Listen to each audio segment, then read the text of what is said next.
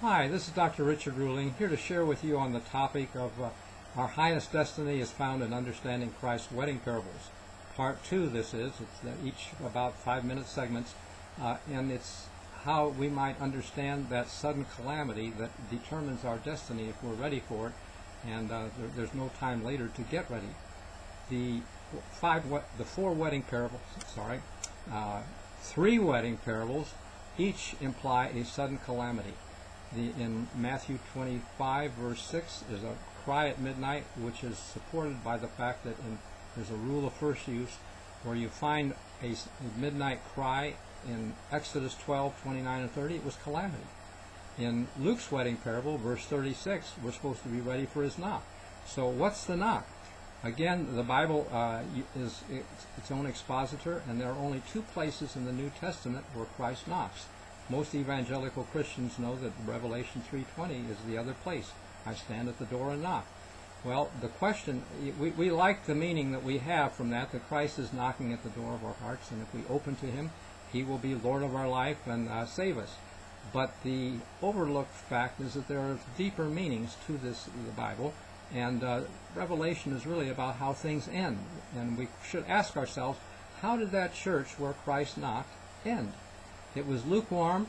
The people were content with material things. He says, you think you're rich, increased with goods, you have need of nothing, but you're really poor, blind, and naked. Okay, so not good.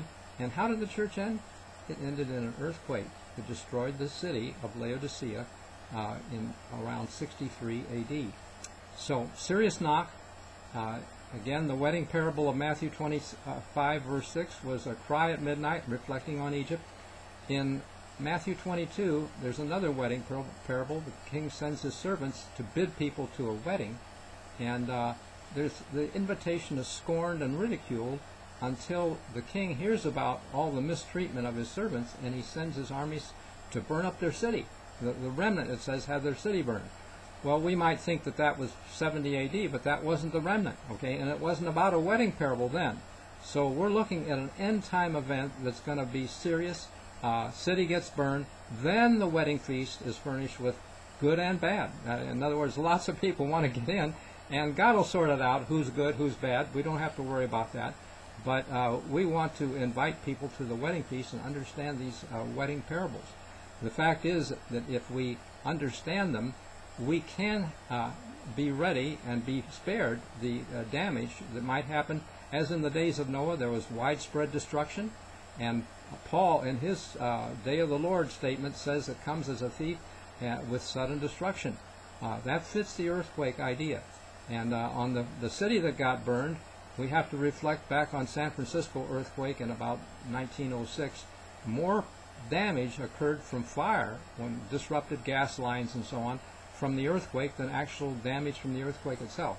So all of these little imageries do fit together for a huge earthquake. The end-time Day of the Lord period begins or is early having an earthquake. In Joel 2, verse 10, earthquake. Verse 11 is the Day of the Lord, the end-time period. So we're looking for that, and I will just give you a sign or suggestion as to how we might know when that is. The first sign in Matthew 24 is the destruction of the temple in Jerusalem. And it's based also on Zechariah 14, verse 1 and 2. The day of the Lord comes, and all nations gathered against Jerusalem. If you see that happen this coming week, we're talking about August 22 was really the 10th day of the 5th Jewish month. That's when Jerusalem was destroyed by Nebuchadnezzar in Jeremiah 52, 12 and 13. And Josephus said it was the same date in 70 A.D. under Titus when the temple burned. But God declares the end from the beginning, and we should be looking for and understanding these signs that occur. If you see this happen, the destruction of Jerusalem, you'll want to understand also the wedding parable that this book is about. So go to Amazon.com, type in my name, Richard Ruling, R-U-H-L-I-N-G, and get a copy of the book to read and study. It's got a lot of things to consider, and I'm confident it's got mostly 4 to 5 stars. Please give it 5 stars.